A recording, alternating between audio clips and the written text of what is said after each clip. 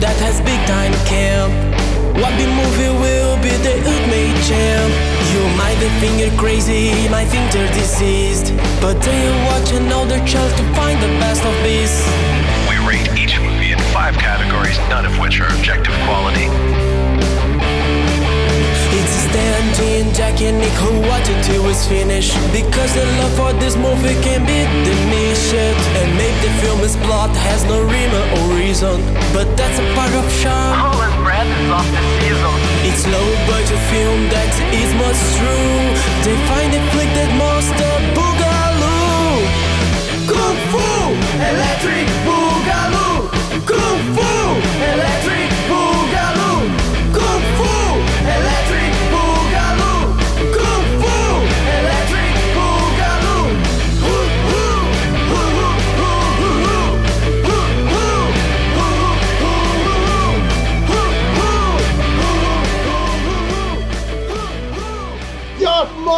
Yakmala, welcome back, my friends, to another episode of the Kung Fu Electric Boogaloo. We are currently in Season 9, If You Show Me Yours. I am your host, 8th Dan Stanadu. Super happy to be with you, talking to you in your ear, and I am joined by my good friends. I got James Kata. Before we go any further, Stan, I want to say, don't touch anything you don't recognize, and don't wander too far away from the car.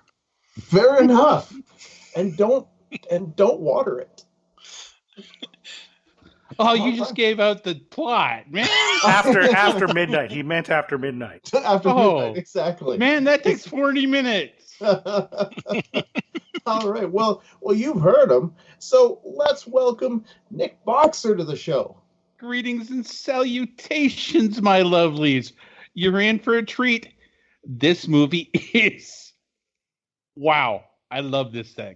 This movie is black and white. Yes, it is. All right. Jack Hall. That's Bobo to you. Whoa, Yeah. So, Monolith Monsters. Here we go. It's black and white. All right. Black and white. Coincidentally, Jack told me that he had a monolith monster long before we watched this. And you also don't want to touch it.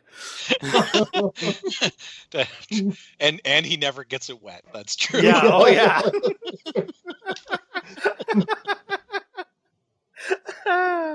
Asshole. Okay, Nick, what the hell happens in this? Give us the plot of this. Oh, well, this movie is written by the legendary Jack Arnold. Well, you may know him from the director of Them, the director of Gilligan's Island pilot, The Creature from the Black Lagoon. This comes from Hollywood royalty, and the plot is a guy finds a rock in the desert and dies. The rest is a mystery. It is literally about a rock found in the desert that starts mysteriously killing people in a small town, and nobody can figure out how or why. Oh, I really don't want to give out the big secret of the movie because that's all there is to it. But if you enjoy 1950s science babble, this is the movie for you. It's strong in the science babble. It's strong in it, but it's not intelligent about it. If you can't guess what is causing this rock to kill people in the first 5 minutes, I'm sorry, you need to be institutionalized. Likewise, if you can't figure out how to stop it before our hero does, you likewise need to be institutionalized. This is not a smart movie. It's just a fun movie. It takes that beautiful premise of the giant bug movie and applies it to rocks. All right, let's go story. Well, here's the thing. I love that we got this in because the movie that inspired this season was a movie called The Sand, but unfortunately, Jack had already seen it. but the sand is about like the villain in the sand is a beach. So I was thrilled when I found out the villain in this is a bunch of rocks. That was right in the zone. We have to find a way now to get Blood Beach in, because none of us, that's basically the same concept, and none of us have seen that. So, I got to say, this movie, Nick, thanks for picking it. This is the exact type of movie I love. And I love this movie. It's not going to score well. It's not a really boogaloo movie to me. But as far as an enjoyable movie, I think that's what I thought too. And then I realized it's about a rock. Well, it has rocks that crazy concept right there. That's a boogaloo. But the execution of the film and the moments and this and that it's just not a very boogaloo movie, but it's an enjoyable movie. And I know it's partially because you came completely unprepared, thinking that you none of us had seen the movies you'd seen, and then you went and recommended a bunch of movies that I'd seen. Oh no! Specifically because you told me 2 years ago, moron. But okay, no, that's not true about this movie. It's true about my other movie. It is true about your other movies. Movie. No, I really enjoyed this movie. Like it's just the type of movie I love. That's good. And the little girl's performance, I was scared for her there. She was a really the character.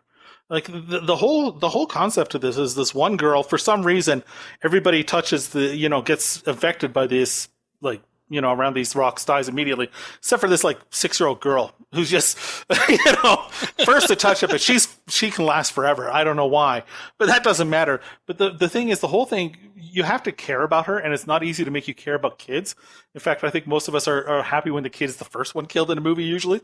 So the fact that's because they can't be used as a plot device later then. Yeah, well, that's the thing though. The whole movie centers around the fact that this kid has to be likable and interesting enough for this to matter. And I thought, like, as a character and a written character, and just she was really observant as a child and clearly very smart, and you could see why it was that people were taken with her and why she stood out. So I thought that was really well done. Not boogaloo, but really well done.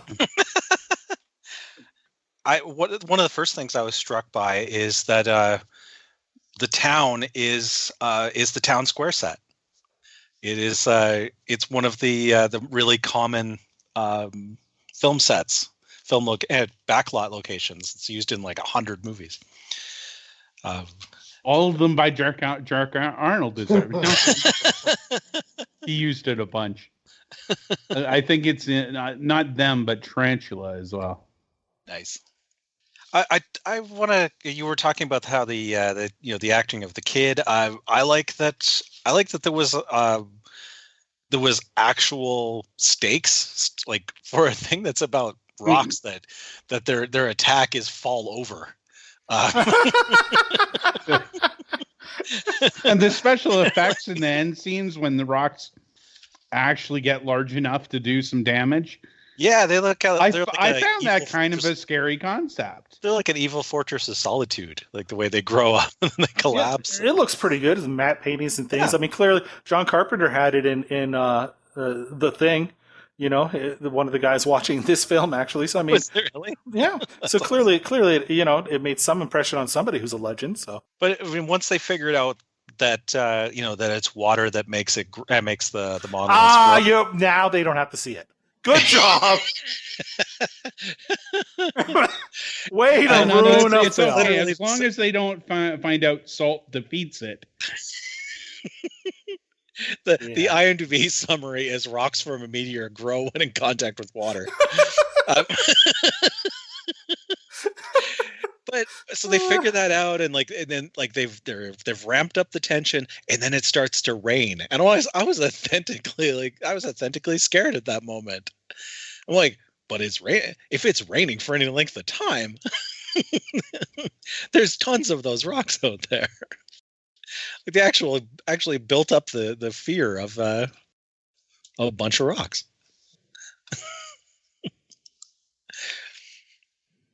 Yeah, there was a bunch of rocks.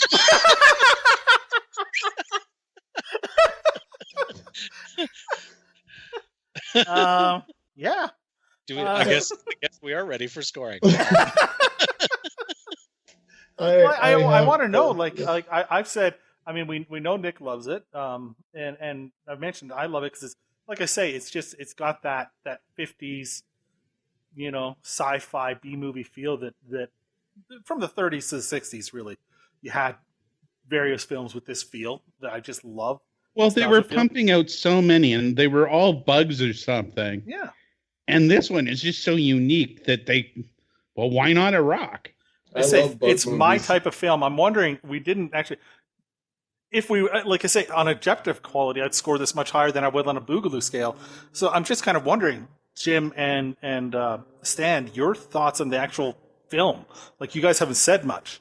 I found it to be extraordinarily tedious, and at 77 minutes, it seemed about 70 minutes too long for my taste.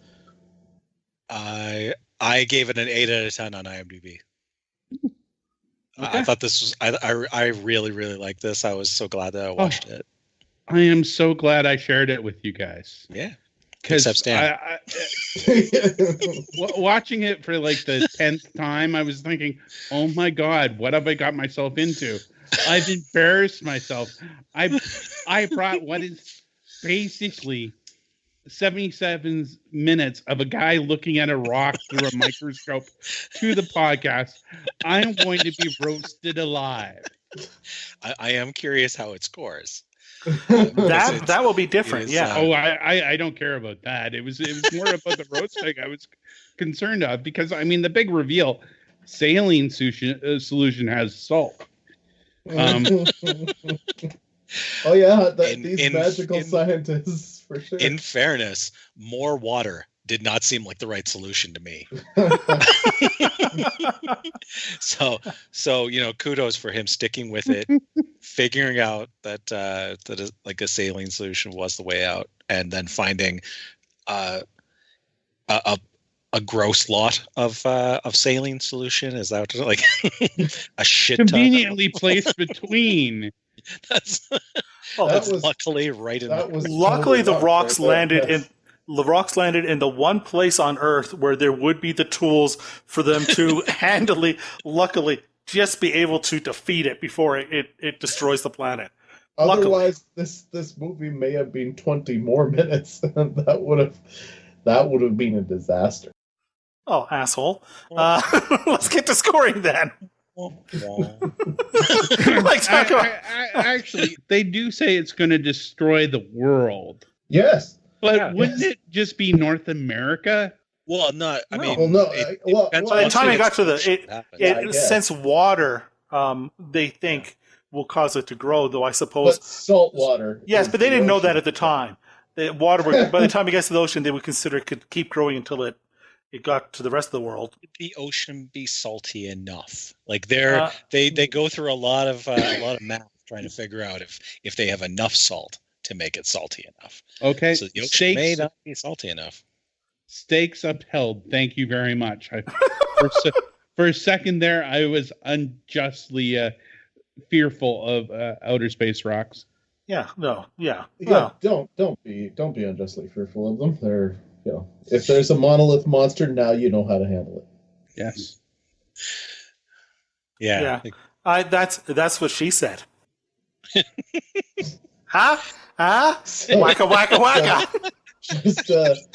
Just blow salt into Jack's face if and when he's attempting. Yeah, that's salt. That's what that is. Okay, I'm ready to score this. Or at least it's salty. I'm really ready to score this now.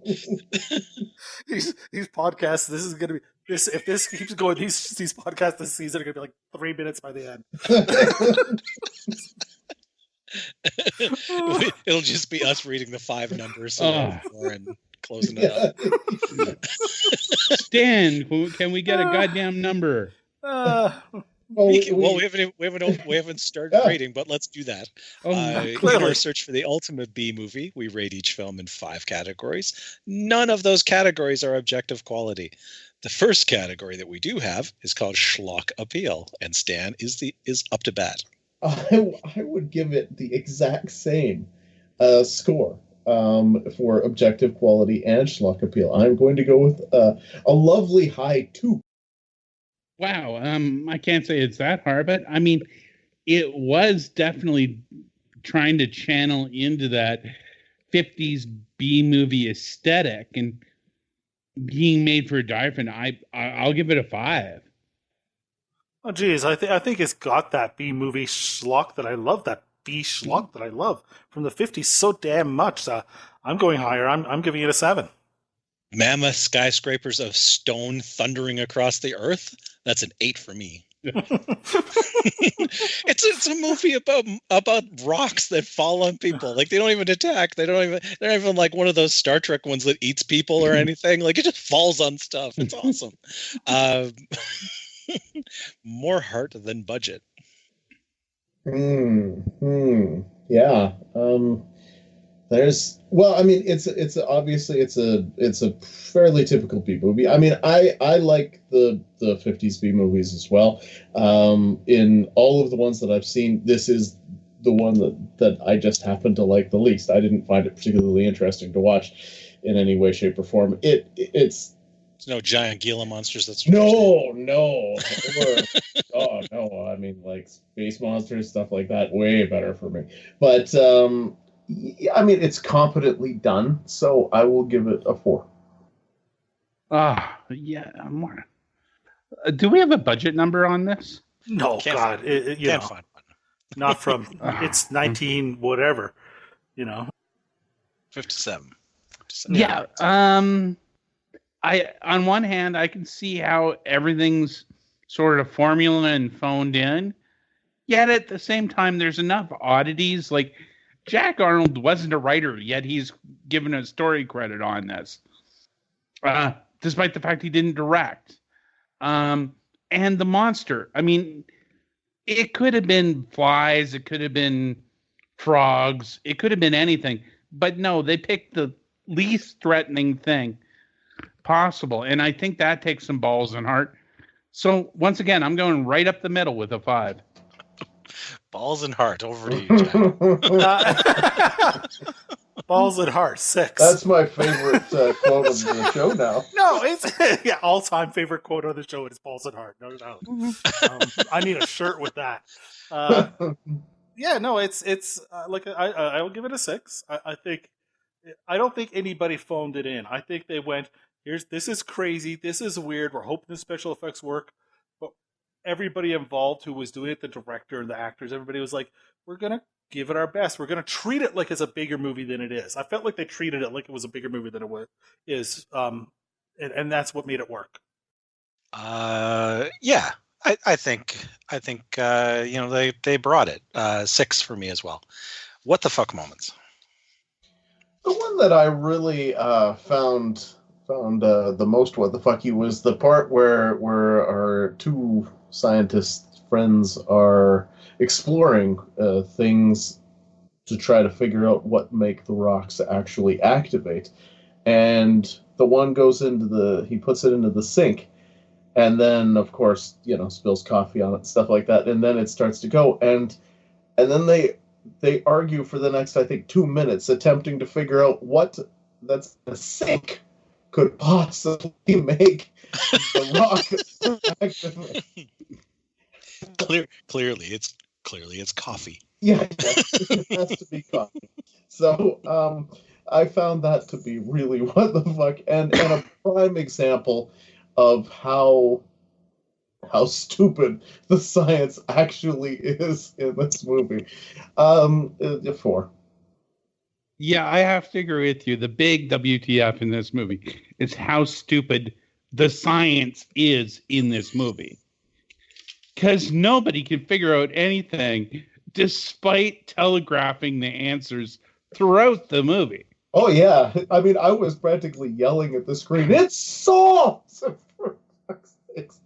I mean, they told us 3 times what saline solution was before somebody says, we should try salt to stop this thing. What are all the ingredients in saline solution? We better isolate them. And we're sure it's not water. Isn't water one of the first things you try? I would have thought so, yes. It's a basic earth element. You'd think that would be like, one or two on the list. But I'm pretty sure they were like rubbing flowers and shit on that thing trying to make it grow. But other than that, not particularly crazy. I'm going to give it a 3. It's weak in this category because I actually think it's too well made to get a lot of WTFs. There is one WTF, but this is in every one of these movies. That there's the one character who's like the character who sees everything and is all passionate, and then the other character who's the one who supports him, who's the other one who tells him he's not crazy. And that character usually is the one that he goes to for advice. And this is the character, and there's this character in there. You're talking about how there's the two who are arguing. So the second one, the older guy, he's in this movie, and every single time they need something scientifically explained, he just so happens to have a theory that is correct. And the exposition character. Yeah, he's the exposition character, exactly. And he says everything, he states it so that the audience can follow the story, follow the science, and follow everything. He has no personality to speak of. That's his whole role, is the exposition character. And that character's in all these movies. I love that character, but that character just existing is like a cheap out by the writers to create a character who just does that for you all the time. And so that's the biggest WTF for me. But yeah, I don't think it's strong at all in this category. I only got a 2.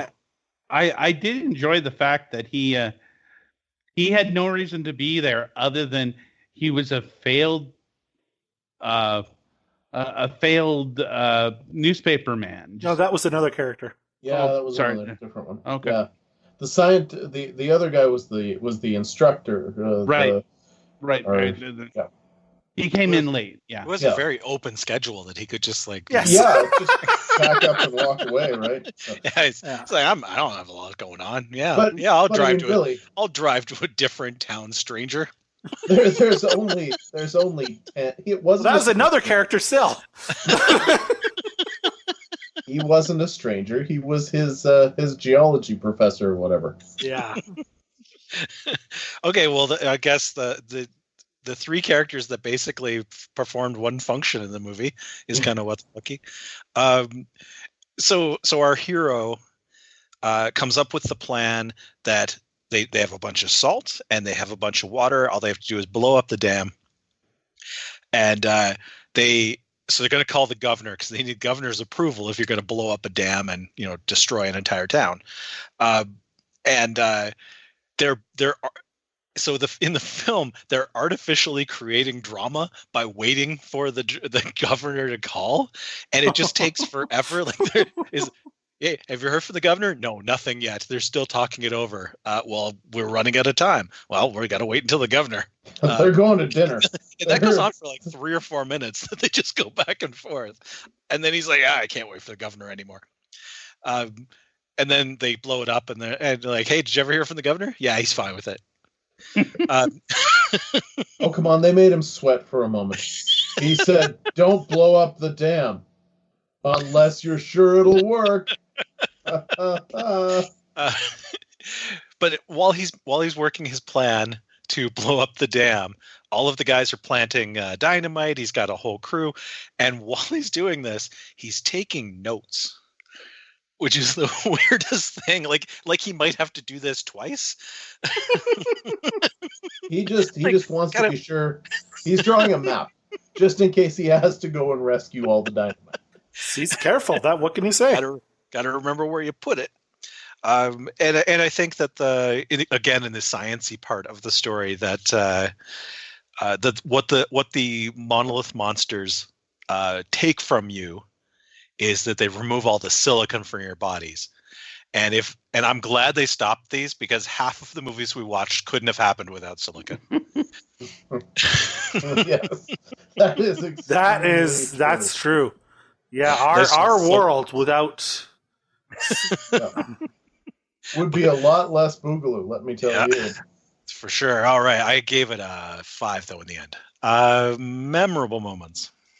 I I actually forgot what the second movie was before this recording, and so it's a good thing I opened Wikipedia. Otherwise, I would have actually forgotten more of the movie. I remembered slightly more as we started talking about it, so at least I was able to add a pitch to the conversation. But in 1 year, other than the fact that it was rocks, I won't remember having even seen this movie, I think. So I'm going to go with a 1. 77 minutes. How much more than rocks do you need to remember? Well, that's 1 point that I remembered, so I gave it 1. I find the concept of a slowly approaching enemy, like in this movie or Night of the Living Dead, absolutely terrifying. You know, in short time you can avoid, but eventually it's going to get you. So yeah, no, this movie stuck with me. I've had nightmares about this movie. Just because it's a slow encroaching thing. So definitely, I find it memorable. I'm going to give it a 6. I think that the rocks at the end and the nice special effect, the way it looks, is pretty memorable, and that's about it. 4. I really dug this. I will give it a 7. Crazy concept. I mean, I suppose that you could say that space rocks are crazy, but I mean, that being said, in the 1950s, you also had giant Gila monsters. You also had space apes that wore fish bowls on their like diving helmets on their heads. So I mean, you know, crazy being relative in that kind of case. I'll give it the fact that they were not nuclear based in any way, so that is a little bit crazy. Yeah, so I'm gonna really spike my scoring here and give it a 3. You know, I think you're wrong. I think they might have mentioned that the rocks were irradiated on the way down, but I can't be for sure on that. You know what? I'm gonna give it a 6 just for the fact that they picked an inanimate object to be the monster in a monster movie. Well, again, I think Stan nailed it.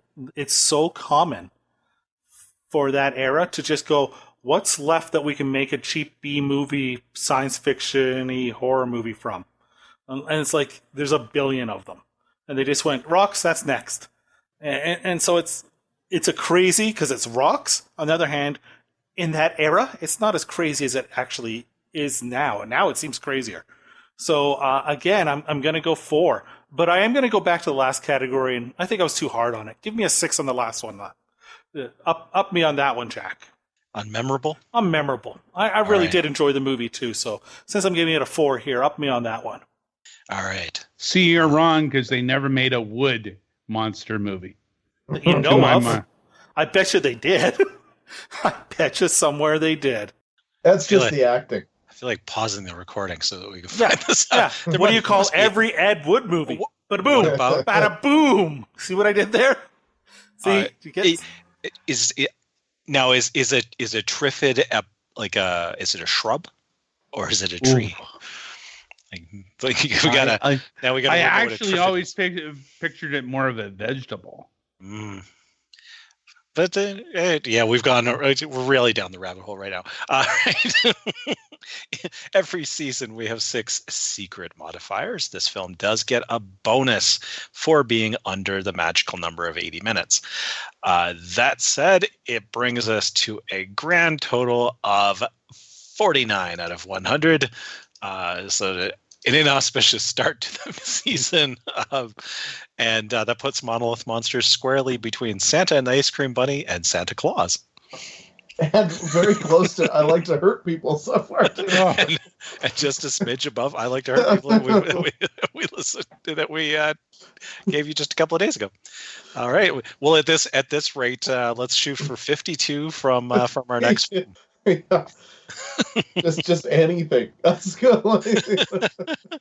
At this rate, I'm wondering. Okay, so now Nick hated the first one. I hated this one. So who's gonna hate the next one? Well, I chose the next one, so I'm. Oh, okay. So it's gonna be Jack. All right. I guess Jack's gonna hate this one. What is the next one? The next one is Tales from the Quaded Zone. And odds of me hitting that with that title are long. It's true. It sounds but very unlikely. In all fairness, Monolith Monsters sounded like it was way more fun too. But okay, so we got the scoring. So yeah, I've totally forgotten what's going on. Yeah. Stuff. Wow. All right. We're checking boxes left, right, and center. Tales from the Quaded Zone is going to be episode 3. So tell the folks where to find us. Hey, wait. I'll just say this before. That means we're 2 episodes closer to getting to pitch our next movies. That's what I'm excited about. I came up with a killer pitch while we were recording this. I just wrote my notes down while that's it. That's it. That's the one. I like to hurt Monolith Monsters. That's right. Tales from the monolith that hurts people. I was really hoping that you'd say, movies that got wood. Horror movies with trees in them. Hey Stan, why don't you ask me where you can find us online? Yeah. Because you haven't done it before. Jim, I want to tell the folks where to find us. Oh yeah, on the internets. We are on Instagram at Kung Fu Electric Boogaloo, and for everything else, visit our podcast sponsors, We Talk Podcasts. So that's wetalkpodcasts.com, and they are on Twitter and Facebook as well. And you can subscribe to this podcast on basically every podcast app, and you should do so. And also, we're on YouTube now. Awesome, yeah, and join the We Talk Podcast's regular hosts for their new feature, We Talk Wood. I'm sure that will be very engaging. Sponsored by Viagra. The Larch. Are you worried about your monolith monster? Get Viagra. And now that is a useful thing for the Monolith Monsters. So that's officially my favorite part of the movie right there. Okay, season 9, If You Show Me Yours, carries on next with Tales from the Quaded Zone. I know nothing about this movie, and so I look forward to learning whatever it is that I'm going to learn from this movie. Wait a minute. Isn't the premise of the season is you've seen this movie and you're sharing it with us?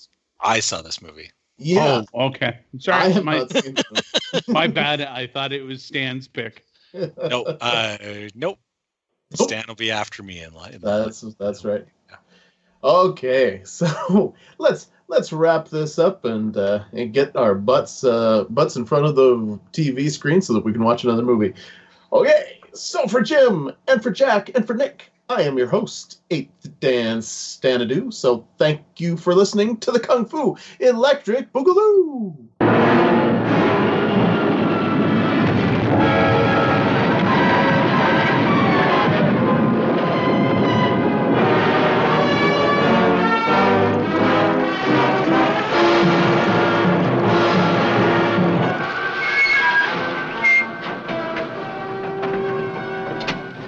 Chief, you gotta believe me. You're gonna think I'm blind. Rocks, Joe?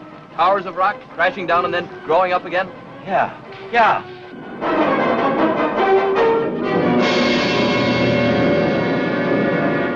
Perhaps a part of the process is the absorption of silica, taking it right out of whatever it comes into contact with, like Human beings?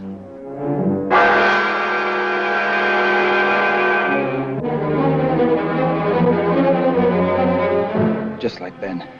Their bodies are turned to stone. What was this amazing power that could turn people into stone? That could suddenly turn inanimate rocks, stones, monoliths into growing, spreading, expanding monsters, threatening to engulf whole towns and cities, to bury all civilization under an immensity of weight beyond all calculation. the natural slope of the valley floor is bringing them right down here. And once they break through to the other side of the mountains, there'll be no stopping them ever. Look, all we're asking you to do is save her life. I can't cope with something I don't even understand. Ready. Hit it now!